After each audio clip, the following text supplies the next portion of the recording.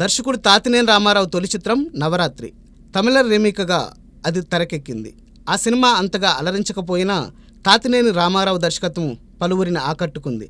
నిర్మాత పి. మల్లికార్జునరావు కూడా తాతినేని రామారావుపై నమ్మకంతో తమిళ చిత్రం పందయంను తెలుగులో మంచి మిత్రుల పేరుతో రీమేక్ చేశారు.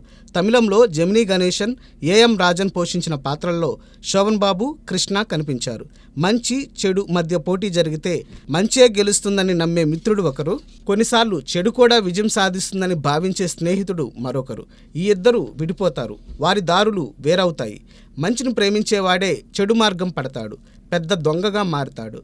ఆ దొంగను పట్టుకునే డ్యూటీపై వచ్చే పోలీస్ ఆఫీసర్గా మరో మిత్రుడు వస్తాడు. చివరకు పోలీస్ కాల్పుల్లో చెడు మార్గం పట్టిన మిత్రుడు నేల కొరుగుతాడు. తన మిత్రుడిని కాల్చిన పోలీసును నిందిస్తాడు పోలీస్ ఆఫీసర్. స్నేహితుని చేతుల్లోనే మరో మిత్రుడు కన్నుమూస్తాడు. అది మంచి మిత్రులు కథ.